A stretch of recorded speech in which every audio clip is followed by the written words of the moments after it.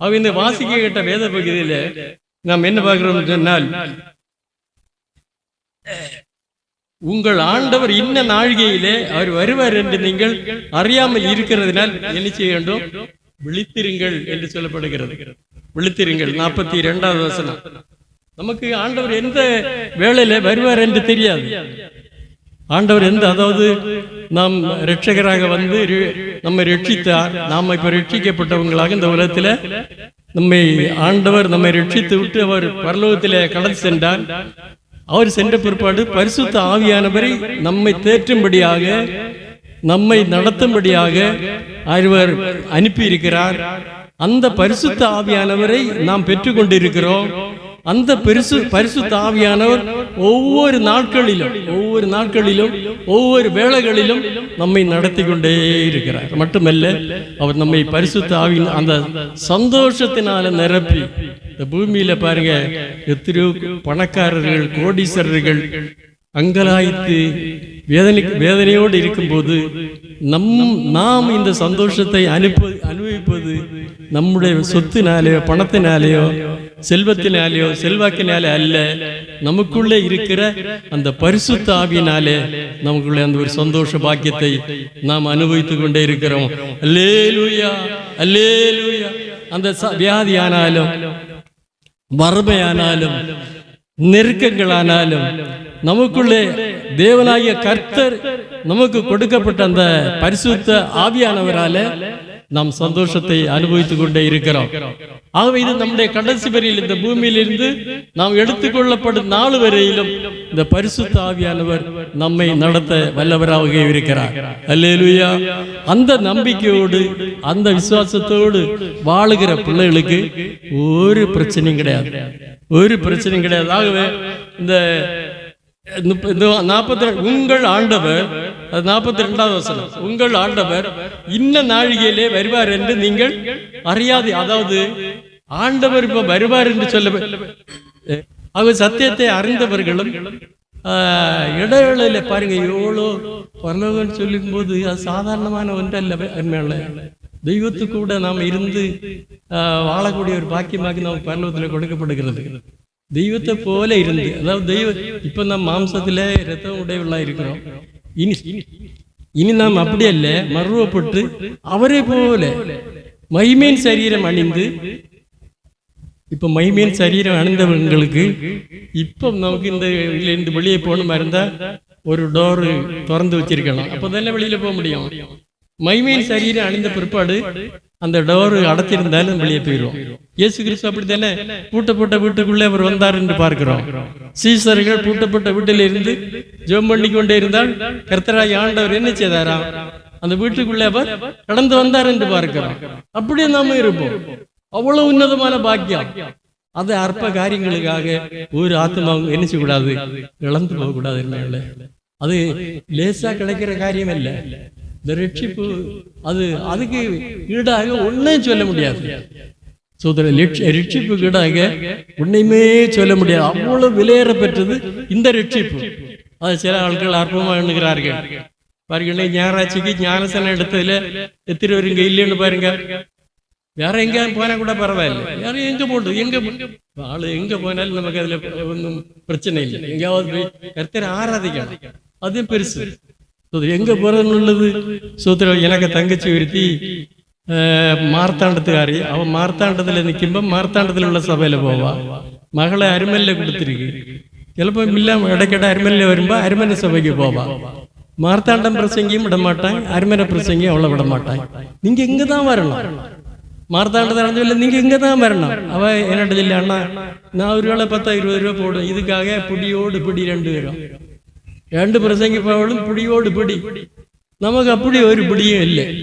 நமக்கு ஆண்டவருடைய கிருபையினால இவளுடைய அந்த காரியங்களை நம்ம வாழக்கூடியவங்க இல்லை. அப்படி அம்மா நானா என்ன அன்பு சகோதரன் ராஜகுமார அப்படிப்பட்ட சிந்தையில நாங்க கிடையாது. ஆகவே நீங்க அந்த ஜனங்கள் ஒரு நம்ம சபையில ஒரு ஆளை குறித்து ஒரு வெளியில் உள்ள ஒரு மனுஷன் சாட்சியாய் சொல்லும் போது உங்க சபையில் உள்ள சுவன்சோ இன்னாரு நல்ல அவருடைய வார்த்தை, அவருடைய நடைகள், உடைகள், பாவனைகள் எல்லாம் பிரயோஜனமா இருக்கு என்று சொல்லும் போது இந்த ஊழியக்காரல எங்களுக்கு என்ன இருக்கிறது? பயங்கர சந்தோஷம். ஆண்டோட நாம என்ன செய்கிறதா அந்த பரலோகத்துல மையப்படுகிறது. அதுதான் அருமையான நமக்கு வேண்டியது, அல்லாத பெற்றப்பட்ட காரியங்கள் அல்ல. ஆகவே நம்ம என்ன செய்கிறோம் சொன்னால் 43ஆம் வசனத்துல திருடன் இன்ன ஜாமத்தில் வருவான் என்று வீட்ட ஜமான் அறியாது வாசிங்க.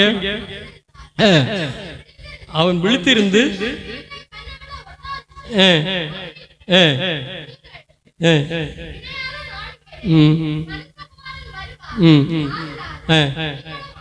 நீங்களும் எழுச்சிங்கள், ஆயத்தமாயிருங்க. நினையாத நாளிகையில, நினையாத வேளையில, நினையாத வேளையில அது பாருங்க, நமக்கு தெரியாது பாருங்க. நான் சூத்திரம் அது அவர் ஆண்டவர் இன்ன டேட்டு இன்ன டைம்னு சொல்லல, அவர் வருவார். நாம் என்ன செய்யணும்? காத்திருக்கணும். இந்த கர்த்தருடைய வருகைக்கு ஆகும் இந்த ரட்சகராகிய இயேசு கிறிஸ்து மணவாளனாகிய தேவன் திருடனை போல வருவார். எப்போ வருவார் என்று தெரியாதபடினால அவர் வருகைக்காக நம்ம என்ன எப்படி இருக்க வேண்டும்? காத்திருக்க வேண்டும், காத்திருக்க வேண்டும். விழிப்போடு, உணர்வோடு, அதுதான் இங்க சொல்லுங்கள். விழிப்போடு நம்ம என்ன செய்ய வேண்டும்? நீங்கள் ஆதலால் நீங்களும் ஆயத்தமாயிருங்கள், தேவனை சந்திக்க ஆயத்தமாயிருங்கள், விழிப்போடு இருங்கள், உணர்வோடு இருங்கள். ஸ்தோத்திரம். இன்னும் நாம் வாசிக்கும் போது பாருங்க, மத்தேயு 25:10 முதல் வாசிங்க, 10-11. அப்படி அவர்கள்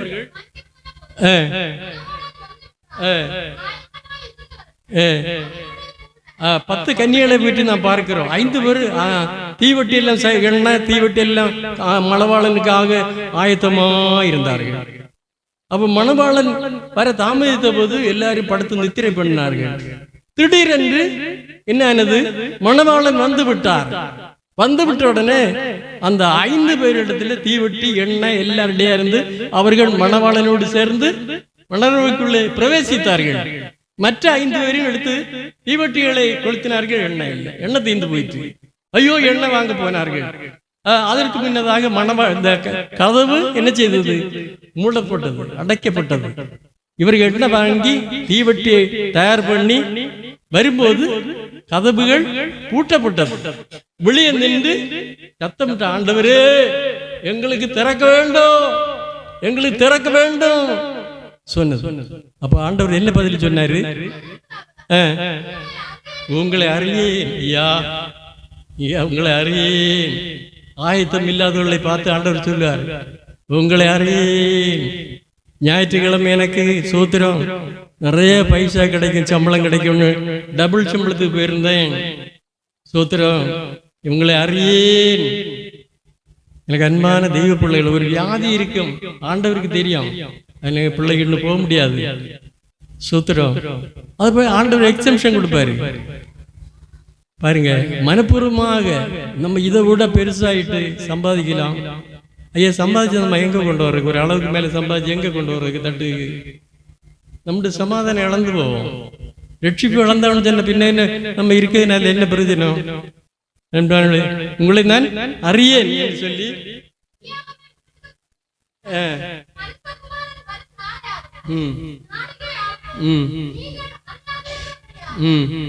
விழித்திருங்கள். முதல்ல நம்ம என்ன பார்த்தோம்? ஆயத்தமாயிருங்கள். இரண்டாவது என்ன பார்க்கிறோம்? நீங்க விழித்திருங்கள், விழிப்போட இருங்க. நம்முடைய பிள்ளைகள் வெளியே போயிருந்து வரும்போது நம்ம என்ன செய்வோம்? நம்முடைய சூத்திரம் நல்ல பெற்றோர்கள் அரை உறக்கம்தான் உறங்குவார்கள், முழுமையா உறங்க மாட்டார்கள். பிள்ளைகள் வந்து அவங்களுக்கு கதவெல்லாம் திறந்து கொடுத்து அவங்களுக்கு சாப்பாடெல்லாம் கொடுக்கும் வரையிலும் அவர் அதுக்கு பிறகு பிள்ளைகள் எல்லாம் ஆன பிறகு நிம்மதியா தூங்குவார்கள். இல்லையா? உண்டா இல்லையா? நினைச்சு பாருங்க, உண்டா இல்லையா? அப்படியா? நம்ம கர்த்தருடைய வருகை வரையிலும் விழிப்போடு நம்ம விழித்திருங்கள், விழித்திருக்கலாம். சோத்ரா, விழித்திருங்கள் என்று அங்கே சொல்லப்படுகிறதை நாம் பார்க்கிறோம். இன்னும் நீங்க லூக்கா 21:36 வாசிங்க, சீக்கிரம் வாசிங்க.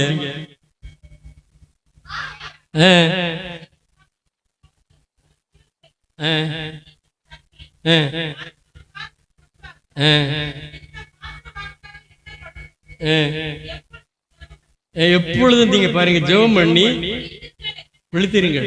எப்பொழுதும் ஜெபம் பண்ணி பாருங்க. சூத்திரம். எப்பொழுதும் ஜெபம் பண்ணி என்ன செய்யுங்க?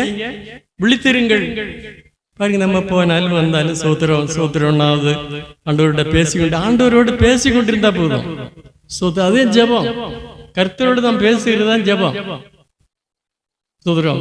எனக்கு அன்பான உள்ள எப்பொழுதும் ஜெபம் பண்ணி என்ன செய்யுங்கள்? விழித்து இருங்கள் என்று சொன்னார் ஆண்டவர். விழித்திருங்கள் என்று சொல்லி நான் பாருங்க. இன்னும் எபேசியர்ல 4:30 வாசிங்க.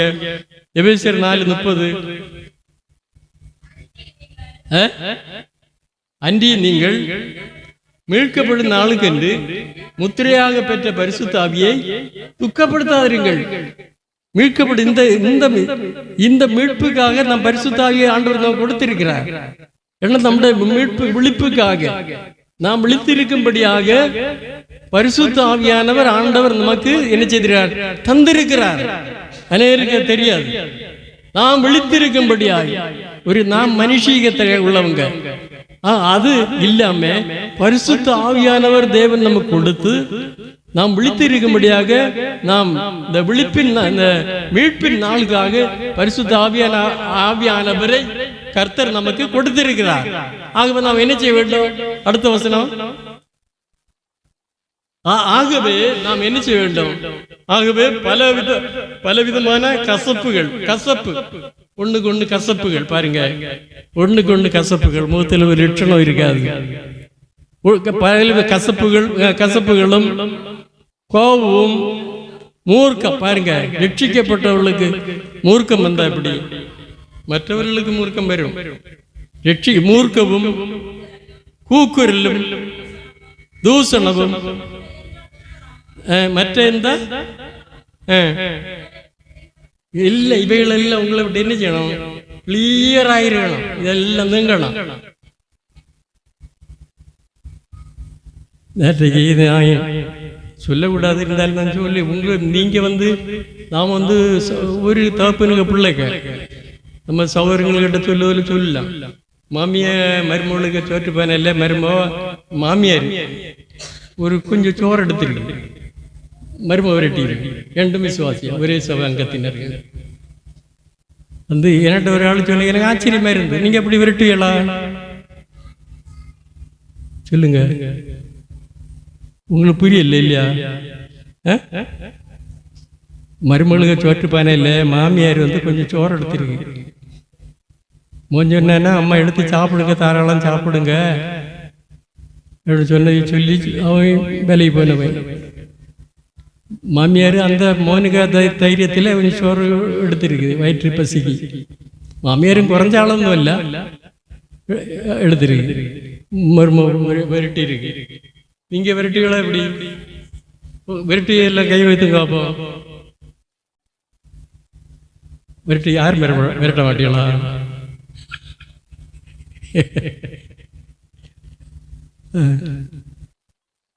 பாருங்க, இப்படி எல்லாம் விசுவாசிதான். இவளும் பரலோகத்துகளிலே ஆயத்தமா இருக்கு.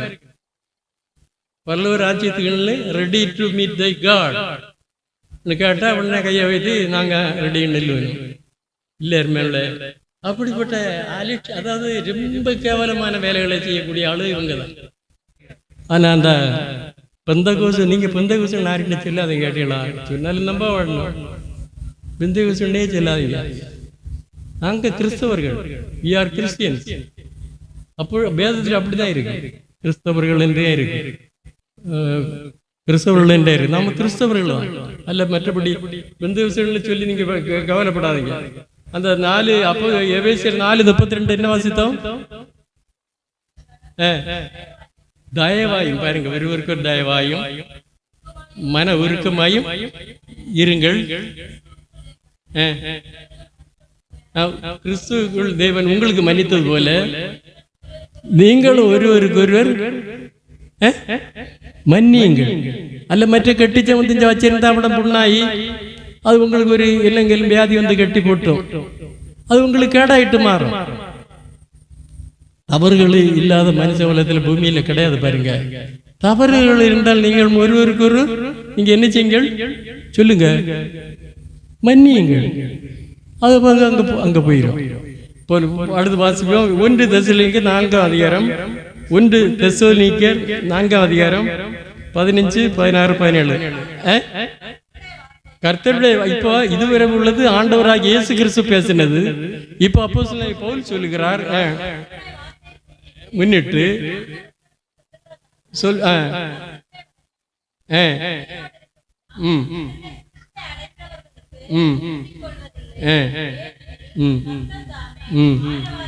கர்த்தர் தாமே ஆரவாரத்தோடும் பிரதான தூதனுடைய சத்தத்தோடும் தேவ எக்காலத்தோடும் வானத்திலிருந்து இறங்கி வருவார். அப்பொழுது கிறிஸ்துவுக்குள் மரித்தவர்கள் முதலாவது எழுந்திருப்பார்கள். பின்பு உயிரோடு இருக்க நாமும் கர்த்தருக்கு எதிர்கொண்டு போக மேகங்கள் மேல் அவரோடு கூட ஆகாயத்தில் எடுத்துக் கொள்ளப்பட்டு இவ்விதமாய் எப்பொழுதும் எங்க இருப்போம்? கர்த்தருடனே கூட இருப்போம். அல்லேலூயா, கர்த்தருடனே கூட இருப்போம். எவ்வளவு ஆசீர்வாதம், எவ்வளவு ஆசீர்வாதமான கர்த்தருடனே கூட இருப்போம். கர்த்தருடனே கூட இருந்த இப்போ பாருங்க, கர்த்தருடனே கூட இருப்போம். இவ்விதமா எப்பொழுதும் எல்லா வேளைகளும் நான் சொன்னேன் இல்லையா, அந்த மாம்ச சரீரம் எல்லாம், ரத்தம் மாம்சம் சரீரம் எல்லாம் மாறி நம்ம சரீரம் அவரை போல அவருடைய சரீரத்தை போல ஆக்கப்பட்டு மகிமையின் சரீரம் அணிந்தவர்களாக இயேசு கிறிஸ்து மகிமையின் சரீரம் அணிந்தவராயிருக்கிறார். நாமும் அந்த மறுமையிலே மகிமை சரீரம் அணிந்து அவரோடு கூட எப்பொழுதும் அவரோட கூட இருப்போம். இனி 1 கொரிந்தியர் 15 5, 51, 52 சீக்கிரம் வாசிங்க. இது ஒரு ரகசியம் அருமையாளே.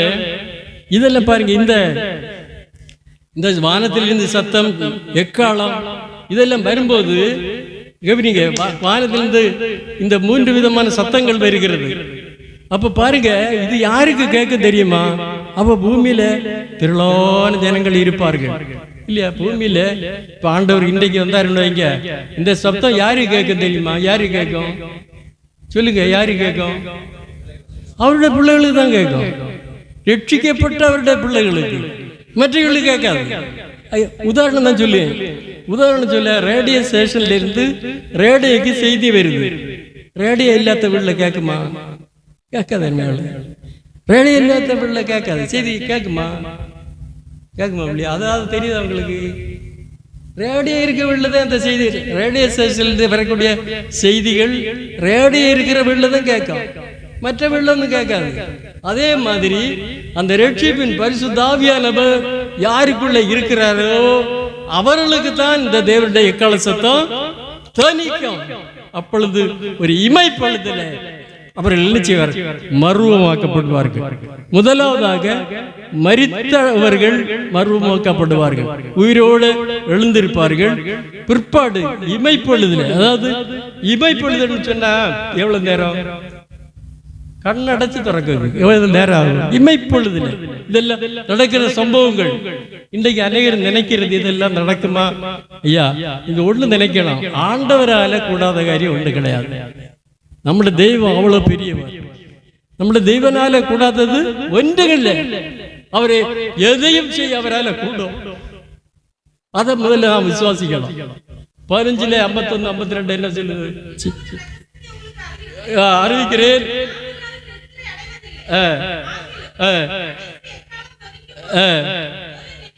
ஒரு நிமிஷத்துல ஒரு இமைப்பொழுது இல்ல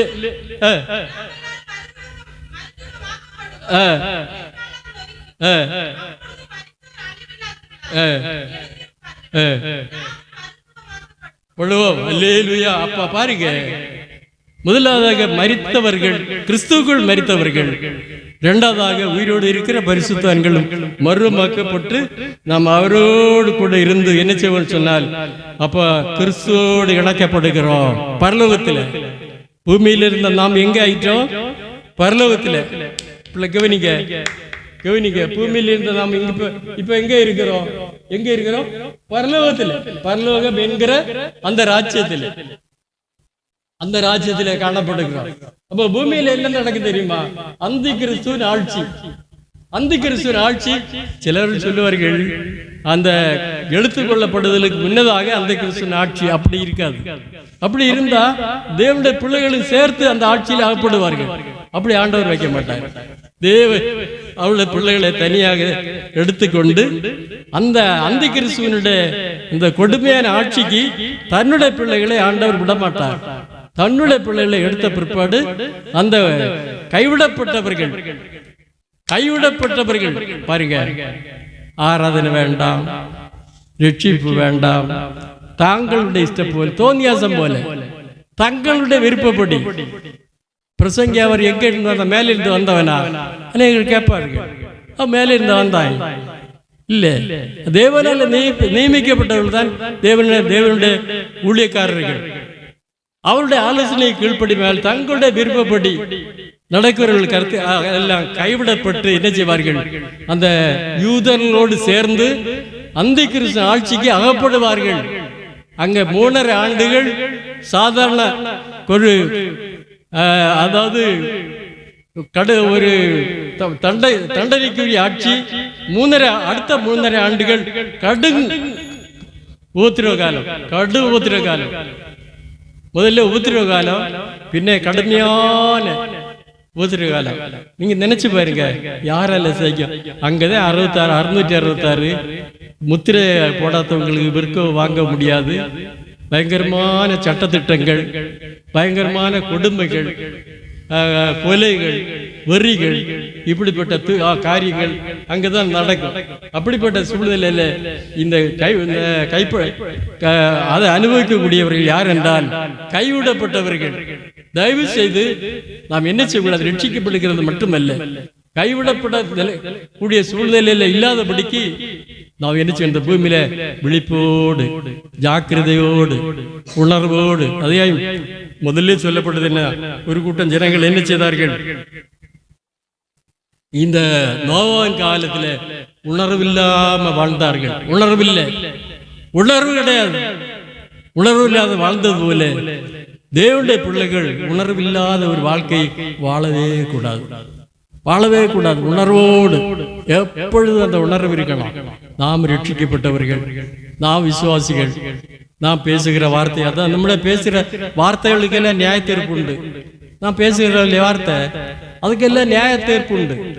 நாம் செய்கிற கிரியைகளுக்கெல்லாம் பரிசு உண்டு.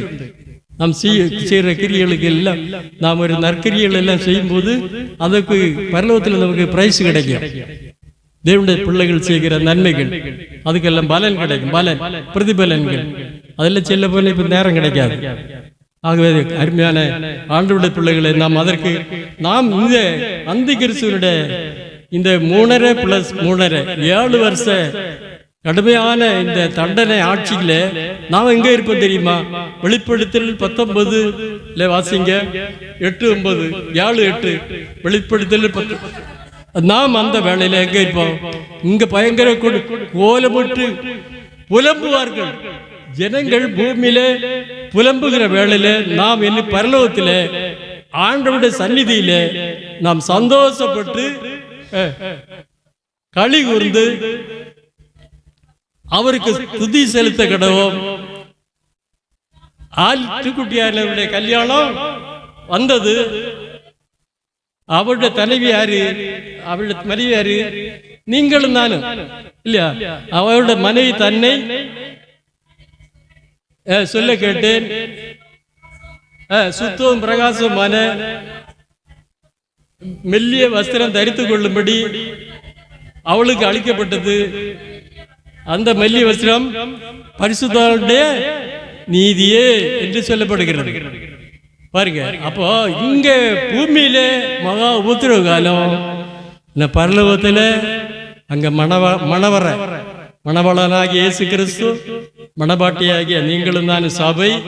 அங்க என்ன நடக்குன்னா மணக்கோலம் பூண்டு அங்க மணமகனோடு மணமகளும் மணமகனும் தங்களுடைய வாழ்க்கையில நடந்த கஷ்டங்கள், துன்பங்கள், நம்மளுடைய பிரச்சனைகள் எல்லாம் அங்க ஒன்றுக்கு ஒன்று சொல்லி ஒருவர் முகத்தை ஒருவர் பார்த்து மகிழ்ச்சி கொண்டாடி சந்தோஷப்பட்டு அங்கே இருக்கிற வேளையில என்னச்சு மணக்கோலம் போண்டு அவர்கள் மணவரைக்கு உள்ள போய் வெளிப்படுது 19:9 வாசிங்க.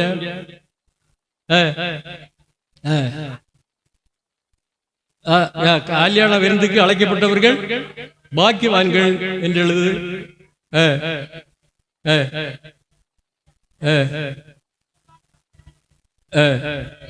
சொன்ன பாருங்க, அப்படியாய் அவர்கள் பாருங்க மணவரைக்குள்ளே மிகுந்த ஒரு சந்தோஷத்தும் அடைந்து காணப்படுகிறார்கள். முதலாவதாக கர்த்தராகிய இயேசு கிறிஸ்து அந்த சபையை எடுக்கும்படியாய் மத்தேயுவிலே வெளிப்பட்டு வந்து என்ன செய்தாரா? சபையாகிய தன்னாலே சேர்க்கப்படுகிற ரட்சிக்கப்பட்டவர்களை மணவாட்டியை சேர்த்து கொள்ள வந்தார். மணவாட்டியை சேர்த்து கொள்ள வந்தார். இனி பரிசிய வருகையிலே நான் பாருங்க, வாசிங்க சகரியா 14:4-5 சீக்கிரம் வாசிங்க. சகரியா 14 அவருடைய பாதங்கள்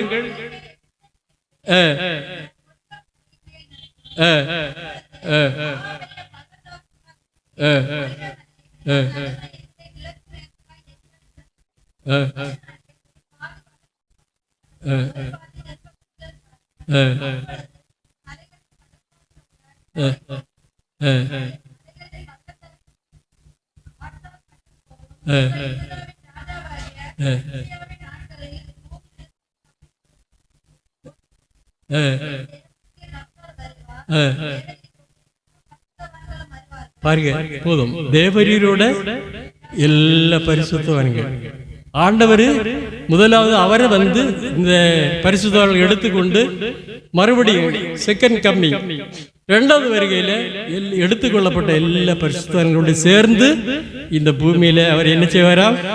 7 ஆண்டுகள் பிறகு இறங்கி வருவார். வெளிப்படுத்தின 1:7 அதை வாசிக்கிறோம். வெளிப்படுத்தின 1:7 இதோ மேகங்களில் வருகிறார். கண்கள் யாவும் அவரை காணும். அவரை குத்திரவர்களை காண்பார்கள். பூமியின் கோத்திரம் யாரு? பூமியின் கோத்திரம் யாரு? ரட்சிக்கப்படாதவர்கள். மத்தேயு 24:30 வாசிங்க.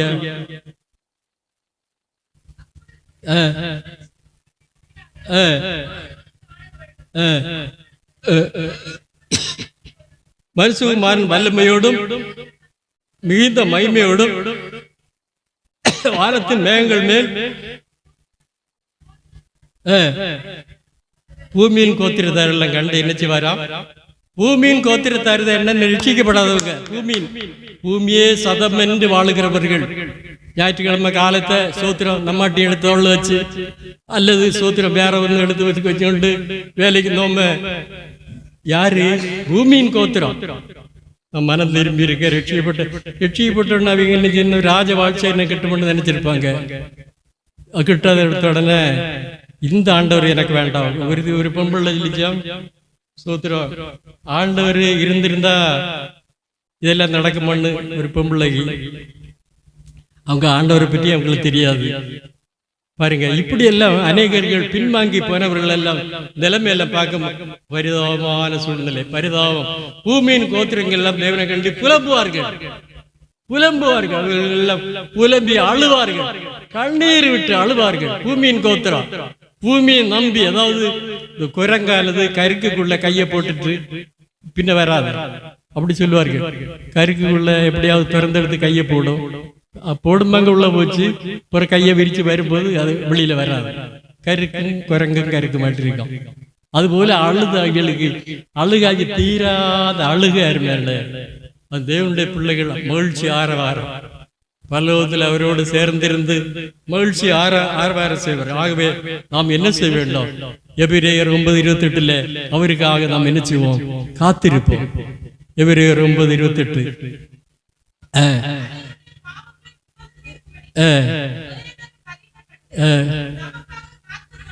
தமக்காக காத்திருக் கொண்டிருக்கிறவர்களை ரட்சிப்பை அருளும்படி 2ஆம் தரம்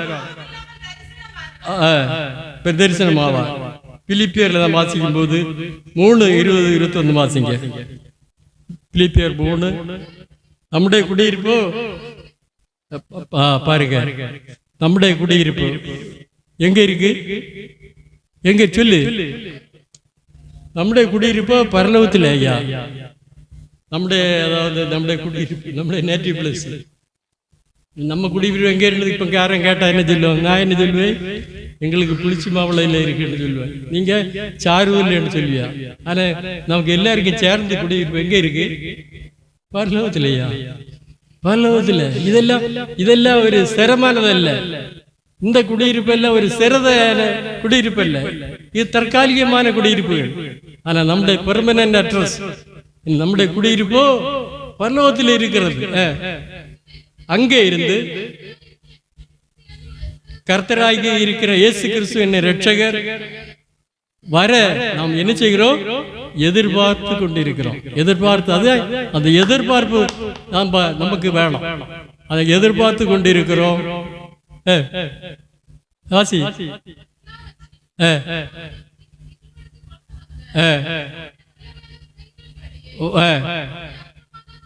நம்முடைய பாருங்க, அவருடைய வல்லமையான செயலின்படியே நம்முடைய அற்பமான சரீரத்தை அவருடைய மகிமையான சரீரத்திற்கு ஒப்பாக பாருங்க, அவருடைய மகிமையான சரீரத்துக்கு ஒப்பாக நம்மை மறுவப்படுத்துவார். அல்லேலூயா.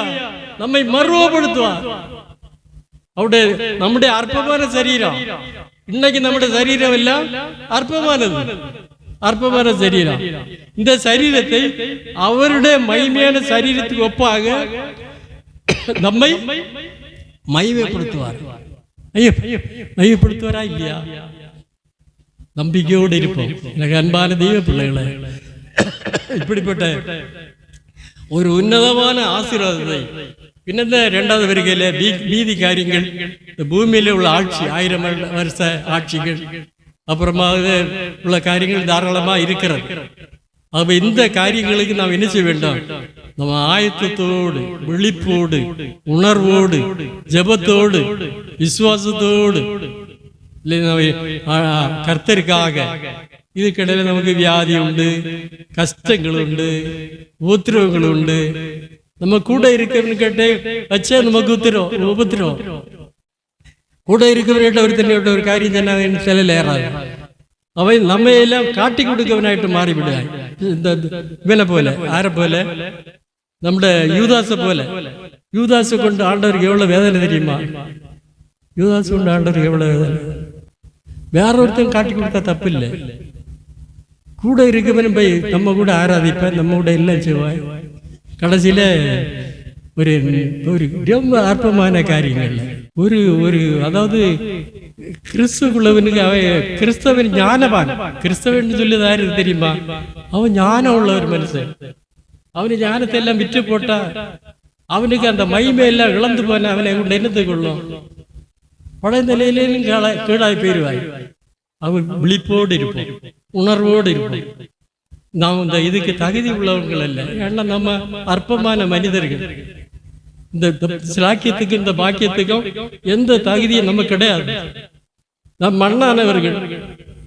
மண்ணான நம்மேலே ஆண்டவர் மகிமையை ஊற்றி அவரை போல மாற்றுகிறார் என்றால் நாம் எப்படிப்பட்ட சாக்கியத்துக்குள்ள வரப்போகிறோம்? அதை உணர்ந்து ஒரு வெற்றி நடைபோட, ஒரு வெற்றி வாழ்க்கை செய்ய நம்மை ஆண்டவருடைய சமூகத்தில் ஒப்பு கொடுப்போம். கர்த்தர் நம்மை நடத்துவாராக. அவர் நம்மை ஆசீர்வதிப்பாராக.